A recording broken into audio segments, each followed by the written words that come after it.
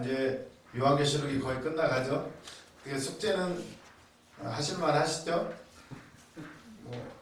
그 숙제는 다른 의미가 아니고 그게 뭐 진리는 아니지만 한번 정리해 보시라고 써 보시다 보면 써 보시다 보면 또 의문점이 들면 또 고민을 해 보시고 뭐 어차피 그냥 정리를 해 보시라고 제가 이렇게 했어요. 이렇게 하다 보면 확실히 저도 이렇게 들을 때보다 제가 수업을 준비하면서 하니까 이렇게 정리가 되는 게 있더라고요. 또 열리는 게 있고. 그래서 그렇게 하고요. 그래서 이제 오늘은 18페이지를 펴시고 18페이지 좀 하다 말았는데 전천년, 후천년설, 무천년설 어떻게 뭐 좀 아시겠나요? 전천년설? 우리가 전통적으로 많이 아는 게 이제 전천년설이에요. 전천년설은 이제 그 안에서도 굉장히 많이 나누어져요. 전천년설. 특히 이제 세대주의적 전천년설이라고 해가지고 인류의 역사를 단계를 나눠요. 아담 시대, 노아 시대, 그리고 모세, 율법 시대 뭐 이런 식으로 나눠가지고 그러니까 율법이 생기기 전에는 뭘로 구원받았느냐? 양심으로 구원받았다는 양심으로. 그리고 그 다음에 율법, 그 다음 뭐 이렇게 시대별로 구분을 해요. 그래가지고 지금 시대는 이제 복음의 시대다 이렇게 믿음으로. 근데 그게 조금 문제가 있어요. 시대를 인위적으로 구분을 하고 그리고 가장 중요한 건 뭐가 있어요? 구원은 예나 지금이나 앞으로도 믿음으로 해요. 믿음으로. 아브라함도 믿음으로, 우리도 믿음으로. 아브라함도 오실 예수님을 믿었고 우리도 십자가에서 달리신 예수님을 믿었고 또 다시 오실 그분을 믿어요. 믿음으로 구원받는다는 거 똑같은데, 그래서 이제 전천년설이 가장 문제점이 뭐라고 그랬죠? 전천년설의 가장 난제. 그냥 문자적으로 해석하는 거 좋다 이거예요. 다 순서대로 다 해석하는 거 좋아요. 근데 어떤 문제가 생겨요?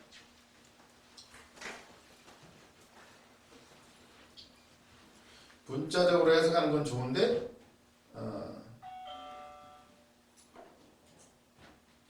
20장 8절이 문제가 되는 거죠. 20장 8절에 나와서 천년이 참에 사탄이 그 옥에서 놓여 나와서 땅의 사방 백성 곧 곡과 마곡을 미혹하고 모아 싸움을 붙이리니 이 부분이 문제가 되는 거죠. 이미 세상이 간 곳 없는데 땅도 없어지고 섬도 없어지고 다 없어졌는데 산도 없어지고 다 없어졌는데 미혹할 만국은 어디 있냐는 거예요. 그게 가장 문제가 돼요. 문자적으로 해석할 때. 그래서 이제 논란이 많아요. 그걸 해결하기 위해서 여러 가지 문제가 생겨요. 뭐 거기서 애를 낳고 산다느니 거기서 또 다시 천년이 찬 후에 다시 거기서 믿음을 인정받아야 된다느니 하는 여러 가지 문제가 생겨요. 그래서 우리는 이제 이걸로 우리가 상징으로 보자 이렇게 하게 되는 거예요. 근데 이제 무천년설, 정확히 말하자면 상징적 천년주의설, 이거는 또 무슨 문제가 생겨요? 상징적 천년설, 무천년설은 어디에 난점이 있다고 그랬죠? 어디에 난점이 있냐면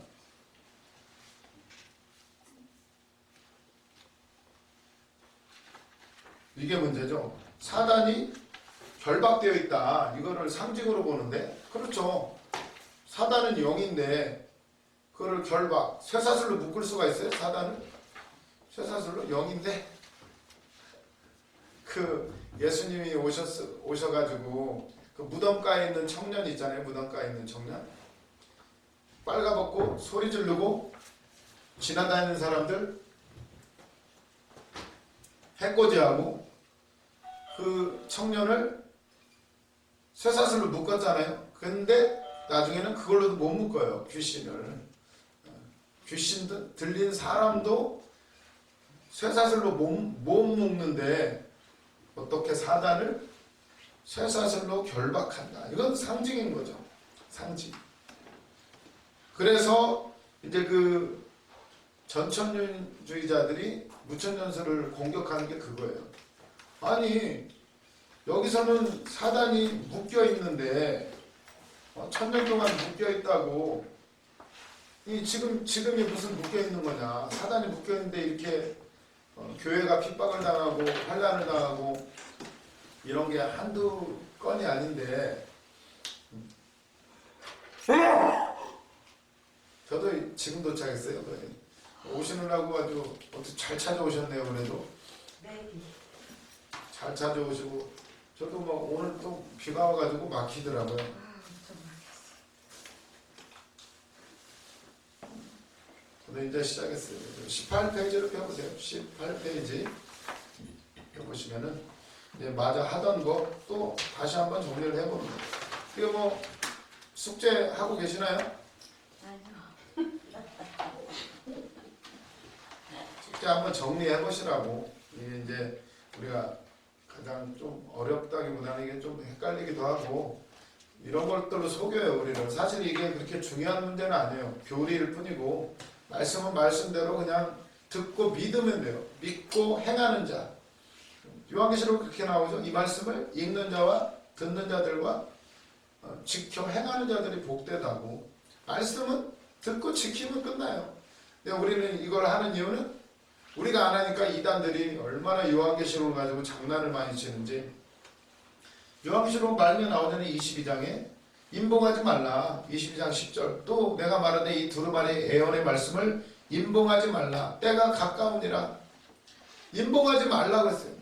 임봉하지 말라는 얘기는 많이 보고 전파하고 하라고. 근데 우리는 요한계시록이 무서워가지고 잘못했다가는 이단 소리 들으니까 그냥 잘 안 봐요. 안 보기도 하고 이해도 안 되고 막 이야기가 뒤죽박죽여가지고 환상이니까 전부 다 이해도 안 되는 데다가 괜히 잘못 해석했다가는 이상한 사람 취급당하니까. 지금이야 그나마 이단으로만 몰리죠. 옛날 같으면은 그냥 이단으로 몰리면 죽어요. 잡혀가고 죽고. 교회사를 잠깐 책을 읽었더니 또 읽으면 깜짝 놀래요. 사람들이 엄청나게 많이 죽었어요. 로마 시대의 핍박으로 많이 죽고, 더 아이러니한 것은 로마가 카톨릭이 아니라 교회를 이제 인정을 했잖아요. 근데 이제 카톨릭 교회가 세워진 거죠. 카톨릭 세워지고 나서 더 많이 죽었어요. 수백만 명, 뭐 그냥 어마어마하게. 뭐 때문에? 교리 때문에. 성경도 아니고 자기들이 세워놓은 어떤 그 틀에 안 맞으면 다 죽여요. 그래가지고 종교개혁이 일어났잖아요. 종교개혁이 일어났는데 아이러니한 것은 종교개혁 했는데 또 그 사람들도 또 죽여요. 자기 이 세워놓은 교리의 틀에 안 맞는다고. 또 싸워요. 신대륙에 가가지고, 신대륙에 전도 어떻게 한 줄 아세요? 스페인 군대가 쳐들어가가지고 아르헨티나 뭐 이쪽 남미 쪽 예수 믿을래 안 믿을래? 안 믿으면 다 죽이는 거예요. 그게 무슨 전도예요? 그래가지고 또 많이 죽였어요. 우리 개신교들도 많이 죽이고 서로 또 싸우고. 그래서 이래. 뭐 때문에? 교리 때문에. 교리. 말씀이 아니라 교리 때문에. 내 생각하고 틀리다고. 해석 차이에서. 이걸 상징으로 보느냐 어떻게 보느냐, 이 차이로 수없이 많이 죽었어요. 오늘날도 잘못하면 서로 오해하고 죽이고. 그래서 우리가 말씀을 말씀대로 받고 지키면 돼요. 지키면 내가 먼저 지켜야 돼. 내가 먼저 지키고, 그래서 진짜 제대로. 결국 이 말씀은 예수 그리스도를 드러내는 것이고 우리에게 은혜를 주시려고 요한계시록을 주신 것인데, 견디라고, 이기라고, 참으라고 주신 것인데, 이거 가지고 이 교리 때문에 사람이 엄청나게 많이 죽었어요. 그래서 우리도 자칫 잘못하면 속아요. 또 이것 때문에 그래서 우리가 전천연설, 후천연설, 무천연설 이거 말고도 다양한 이론들이 많아요. 주장하는 사람들마다. 그러나 우리는 이게 중심이 아니라 이번에 요한계시록을 공부하면서 그게 중심이 아니라 구조적으로 보면은 계속 똑같은 얘기를 하고 있어요. 똑같은 얘기. 결국 사단은 예수님이 십자가에 달려서 우리를 대신해서 우리 죄 때문에 죽으실 때 이미 끝났어요. 사단은 그러니까 머리가 짓밟힌 거예요. 머리가 깨졌어요. 창세기에 하나님이 약속하신 대로 원시복음이라고 그러죠. 뱀은 여자의 후손의 발꿈치를 상하게 할 것이고 여자의 후손은 네 머리를 다 부셔버릴 거다. 그거는 사단의 권세가 예수 그리스도의 십자가로 치명타를 입게 돼. 끝나는 거예요. 끝나는 거예요. 근데 왜 아직도 사단은 아직도 우리에게 핍박이 있는가? 다 죽었는데 죽어가는 과정이에요. 아직 죽기 전에 최후의 바람. 머리는 깨졌는데 꼬랑지, 꼬리로 지금 여기 요한계시록에 뭐 별을 3분의 1을 떨어뜨리잖아요. 꼬리를 흔들어가지고 전갈, 꼬리에 막 전갈 같은 독이 있어요. 그 상징이죠. 마지막 최후의 바람.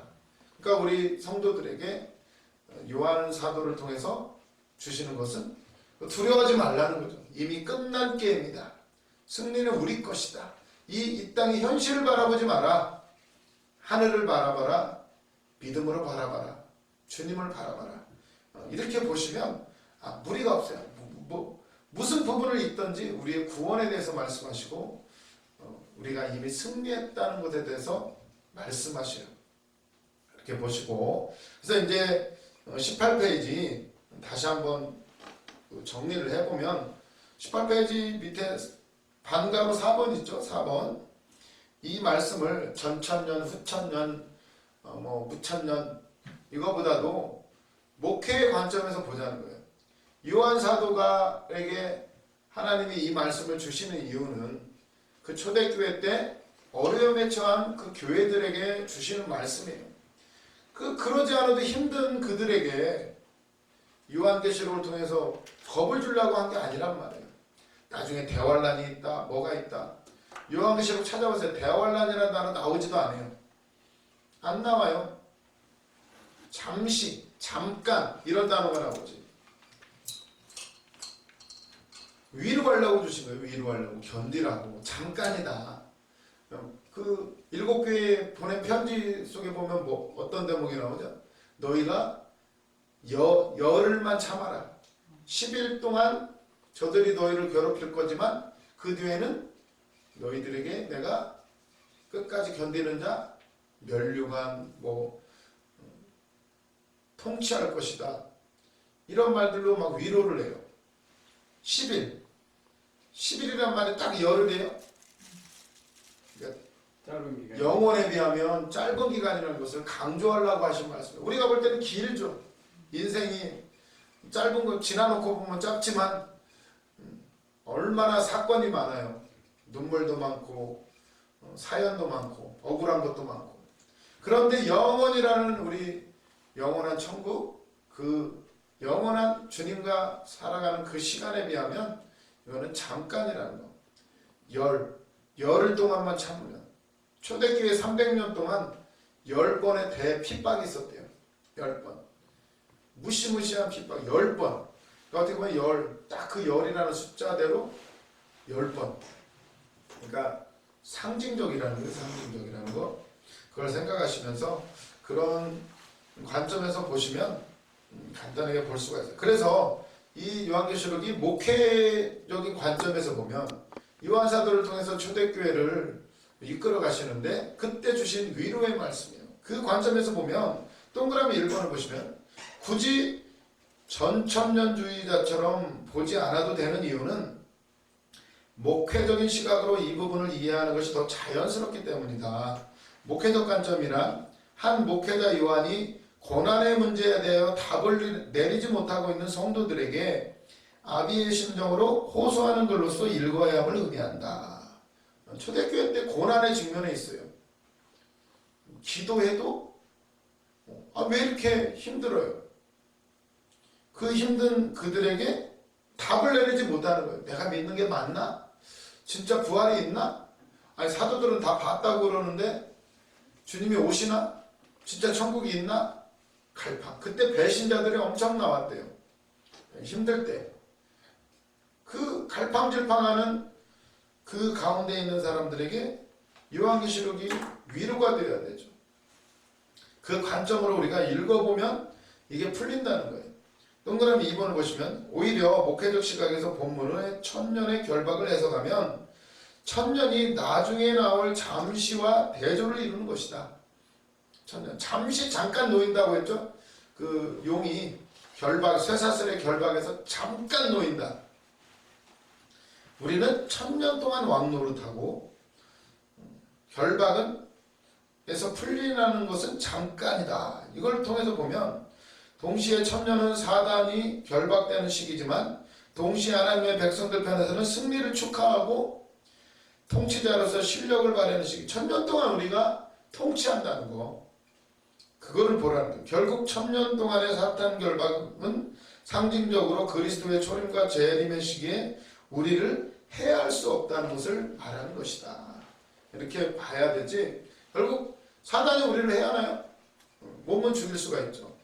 그러나 죽는 순간 천국. 우리는 1초도 죽는 순간이 없다는 거예요. 믿음으로 보면 아니 현실적으로 죽는 순간 부활이에요. 죽는 순간 몸은 무덤에 들어가지만 영적으로 보면 죽는 순간 천국이에요. 그러니까 예수 믿는 순간 예수님이 말씀하셨죠. 나사로가 무덤에 들어간 지 나흘이 돼서 다 썩었는데 물어봐요. 마리아 마르다한테 믿느냐고. 그랬더니 마르다와 마리아가 뭐라 그래요? 아, 믿어요 예수님. 믿지요. 천국 가면 살 것을 믿습니다. 아니다. 지금이다. 지금. 예수님은 지금 말씀. 지금. 깜짝 놀라요. 그리고 예표를 보여주신 거예요. 우리도 그와 같아요. 나사로가 살아났어요. 근데 나사로는 또 죽었어요. 결국 나사로는 우리 아버지가 그러시더라고요. 아니 나사로 살아나면 뭐하냐고. 어차피 죽었는데. 그렇죠. 밥은 뭐하러 먹어요? 어차피 또 배고플 건데. 어차피 죽을 건데. 그게 아니죠. 그걸 통해서 우리에게 말씀을 알려주신 거예요. 부활에 대해서. 진짜 부활에 대해서 직접 보여주신 거예요. 우리 예수 믿는 사람 예수님 말씀하셨잖아요. 무릇 살아서 나를 믿는 자는 영원히 죽지 아니할 것이고 나를 믿고 죽은 사람은 그 사람도 영원히 죽지 않는다. 부활이 있어요. 부활이 다시 살아나는 그 세계가 있는 믿음이 있다라면 그러니까 초대교회 성도들이 두려워하지 않은 거예요. 영혼을 사는 거예요. 영혼을. 그 믿음을 가지고 현실을 살아가면 우리가 무서울 게 없죠. 기도하고 담대하게 막 빚이 있건 없건 막 주일 지금 중요한 일을 해나가는 거예요. 중요한 일을. 어차피 주님 앞에 가면 주일 한 것만 남으니까 최선을 다해서 나가는 그런 믿음.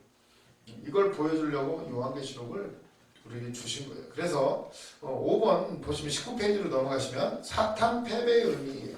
사탄이 패했다는 의미가 무엇인가 보면은 무천년설 입장에서 보는 거예요. 상징으로 보고 우리가 이제 해석을 하는데 동그라미 1번 무천년설은 문제가 있다는 거예요. 아니 사탄이 지금 현실 속에서 이렇게 기승을 부리고 있는데 어떻게 사단이 패했다고 말하는가 성경은. 동그라미 2번 12장에서 보면 그래서 이 무천년설 입장이 문제가 되는 게 뭐냐면 아니 20장 7절을 20장을 사단이 결박되어 있다고 하는데 천년 동안 그런데 12장에서는 어떻게 나와 있어요? 사단이 엄청나게 성도들을 공격하죠. 이게 모순이 아니냐. 지금 현 시대를 천년 왕국으로 보는데 무천년설에서는 영적으로 해석을 하고 아니 지금 이렇게 고통당하고 있고 사단이 12장에서는 그리고 맹렬하게 우리를 공격한다고 써놨는데 12장하고 20장하고 모순이잖아요. 한쪽은 결박되어 있다고 그러고 한쪽은 우리를 공격한다고 해놨는데 이게 모순이지 않느냐 이렇게 말을 해요. 그런데 동그라미 3번을 보시면 모순이 아니라는 거예요. 왜냐? 12장의 문맥의 성격과 20장은 성격이 다르다는 거예요. 그러죠? 우리가 글을 읽을 때 앞뒤 문맥을 따져봐야 되는 거예요. 문맥을 따져봐야 돼요. 그래서 동그라미 4번을 보시면 사단은 이중적인 성격을 가지고 있다는 거예요. 이중적. 뭐가 이중적이냐? 그러면 1차적으로는 예수님의 십자가 사건으로 인하여 머리가 상하였다. 끝난 거예요.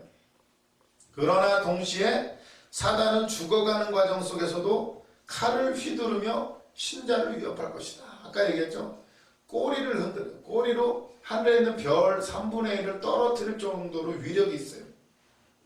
그러나 이미 죽었다는 것을 바라보라는 거예요. 그런 입장에서 보면 사단은 이중적이에요. 이미 머리가 깨졌는데 그러나 마지막까지 끝까지 최후의 발악을 하고 있다는 거예요. 이게 동그라미 5번을 보시면 그래서 보면 12장은 어떤 의미가 있는가? 우리가 구조 분석해봤죠? 구조 분석해보면 어디에 속해 있어요? 12장. 요 표를 보시면 여기 초록색 네모칸으로 이렇게 쳐놨죠? 구조 분석에 오면 여기가 이제 중심이라고 그랬죠? 중심? 핵심 포인트. 핵심 포인트 뭐예요? 중간이? 이 땅에서의 영적 전쟁을 치르고 있는 교회의 모습이에요. 교회의 모습. 12장, 13장, 14장, 15장까지 이 모습을 보여주고 있는데 그래서 12장이 나오는 사단의 모습과 20장이 나오는 사단의 모습이 다를 수밖에 없어요. 12장에서 15장까지는 이 땅에서 전투를 하고 있는 교회를 보여주는 거예요. 20장, 21장, 22장까지는 이제 마지막 종말과 마지막 승리한 교회의 모습, 완벽하게 새로워진 교회의 모습을 나타내는 것이 뒷부분이에요. 그런 문맥에서 보면 12장은 당연히 사단이 아주 성도들을 공격하는 모습으로 그릴 수밖에 없어요. 현실이죠. 이 땅의 현실. 그리고 교회에게 영적 전쟁에 임할 것을 아주 독려하는 그런 장인 거예요. 12장은. 문맥이 그래요. 그러니까 어떻게 나오겠어요? 사단이 막 우리를 향해서 눈 부릅뜨고 삼킬 자를 찾는 모습을 통해서 사단을 만만하게 보지 말라는 거예요. 경각심을 가지고 힘을 내야 될 것을 말하는 장이 12장이에요. 반면에 20장은 하나님의 백성을 괴롭히는 악이 마지막이 어떻게 되는지를 최종적인 모습을 보여주는 장이에요. 20장은. 마지막 심판받고 유황불못에 들어가는 모습을 20장에서 보여줘요. 우리가 그 마지막 결말을 알고 가면 어떻게 되죠? 이길 수가 있는 거예요. 우리가 소망이 있잖아요. 소망이 없는 것처럼 절망스러울 수가 없어요. 소망이 없으면 사람이 죽어요. 그렇잖아요. 빚 많이 지고 이제 갚을 길이 없으면 자살하는 사람들 많죠. 왜 그래요? 소망이 없으니까. 우리 목사님이 항상 말씀하시잖아요. 빚을 뭐 50년 넘게 갚아도 갚을 수 없는 그런 상황이니까 내 인생 끝났구나. 죽자. 그래서 태종대를 7번씩 오르락내리락 하셨대잖아요. 그때는 해결할 수 없을 것 같았는데 인생이 사라지더네. 해결이 된다는 거예요. 계산으로 안 되는 게 인생이래잖아요. 계산으로 됐을 것 같으면 우리가 다 부자 됐죠. 착착착착 계획 세워가지고 딱딱딱. 근데 변수가 생겨요. 변수가. 이렇게 코로나 사태가 생길 줄 알았으면 마스크 공장만 하나 차려놨어도 떼부자가 되는데 알 수가 없어요. 결국 복은 성실하게 자기 마스크 공장 사장님 이런 날이 올 줄 알았겠어요? 열심히 마스크 찍어낸 거죠. 그러다가 한방 대박을 치는 거죠. 이 인생이 그 한 방이 있더라고요. 자기 분야에서 성실을 다했을 때. 어제 말씀을 보다가 시편 잠언서에 보니까 아주 이 말씀에 열심히 살아야 되겠더라고요. 나는 목사니까 말씀만 잘하면 돼. 능력만 받으면 되지. 뭐 청소는 왜 하고 뭐 이런 것까지 굳이 알아야 되나 이런 생각을 참 많이 했어요. 뭐 이런 거 고치고 뭐하고 아니 그냥 알아주는 신학교 나오고 유학 갔다 오고 뭐 그냥 그러면 되죠. 물론 지금은 알죠. 왜 그래야 되는지. 열리는 지혜들이 있더라고요. 그냥 머리로만으로는 하지 못하는 것들이 다 머리만 쓰면 뭔 일이 일어나요. 뭔가 몸으로 해야 일이 일어나죠. 믿습니다 하면 뭐예요? 믿고 일을 했을 때 하나님이 역사가 일어나죠. 이 말씀이랑 잠언 22장 29절에 네가 자기 일에 능숙한 사람을 보았느냐? 이러한 사람은 왕 앞에 설 것이요 천한 자 앞에 서지 아니하리라. 이 말씀이 자기 일에 능숙한 사람, 전문가, 최고의 전문가가 되면 왕궁에 들어가요. 왕궁에. 누구? 청와대에 들어가는 거죠. 한마디로. 최고의 전문가들만 모이는 거 아니에요? 자기 일에 능숙해야 되더라고요. 자기에게 맡겨진 거 능숙한 사람이 되면 쓰지 말라고 해줬어요. 근데 어떻게? 그냥 대충대충 천한 자 앞에서는 천한 자. 이 정신이 바짝 나더라고요. 최고가 돼야 되겠구나. 주방을 하든 걸레질을 하든 뭘 하나를 맡겨도 진짜 진짜 일 잘한다 이 소리 들어야 되지. 나는 뭐 이거 할 줄 모르니까 한 가지를 보면 10가지를 알게 되더라고요. 하나님 요셉이 뭐 건성건성했겠어요? 가정 총무로 삼고 거기 노예로 팔려가서도 거기에서도 인정받는 이유는 아마 최고로 잘했을 거예요. 요셉이 걸레질도 최고로 잘하고 뭐 돈 계산도 첼로 빨리 하고 일을 잘했겠죠. 그냥 총리가 돼요. 꿈 한번 잘 해석 잘해가지고 그냥 되는 거 없더라고요. 야곱 부자가 된 거 야곱이 그냥 부자가 되나요? 밤새워서 양치고 그냥 추위와 더위와 그거 다 견디고 돈도 못 받는데 거기서 그냥 완전히 종살이 하는 거죠. 처가살이 종살이. 그런데 하나님이 다 찾아주셔. 그걸 우리가 안다라면 이건 훈련의 기간이구나. 능숙한 자가 돼야 되는구나. 설교건 말씀이건 기도건 찬양이건 잘해야 되는구나. 대충 할 게 아니라 최선을 다해서 내가 최고가 되게 능숙한 자가 되래. 능숙한 자가 되면 왕 앞에 선대요. 왕 앞에. 왜 나를 안 쓰나 그런 말 할 필요가 없대. 능숙한 자가 되라는 거예요. 누가 봐도 일 잘한다. 누가 봐도 찬양 잘한다. 누가 봐도 기도 끝내준다. 설교 끝내준다. 이제 정신이 들더라고요. 시간 나는 대로 성경 읽고 시간 나는 대로 기도하고 시간 나는 대로가 아니라 시간을 내서 기도하고 시간을 내서 성경 보고 연구할 거 있으면 연구도 하고 준비를 해야 될 줄로 믿습니다. 이거 뭔 얘기하다가 이렇게 갑자기 또 나왔어요? 뭔 얘기했죠? 갑자기 12장은 열심히 싸우라는 거예요. 현실 속에서. 그러나 두려워하지 말고 놀라지 말고 무서워하지 말라는 거예요. 20장은. 왜? 사단은 그 결말이 유황불이고 승리는 우리 것이니까 떨지 말라고. 떨지 마. 얼마나 쫄았겠어요 그 당시. 배신자들 많이 나왔다니까요. 같이 예배드리던 동료들 꼰질른 인간들 있었을까요? 없었을까요? 분명히 있어요. 억울하게 사형 십자가 형틀에 달리는 사람들, 화형에 처해지는 사람들 얼마나 많았겠어요. 그 가운데 이 말씀을 주신 거예요. 요한계시록. 봐라, 열심히 너희는 영적인 전쟁을 해라. 기도하고 더 열심히 예배하고. 그러나 알라는 거예요. 쫄지 말라는 거예요. 20장 그 결말은 승리는 우리 거다. 우리는 지금 죽어도 천국이다.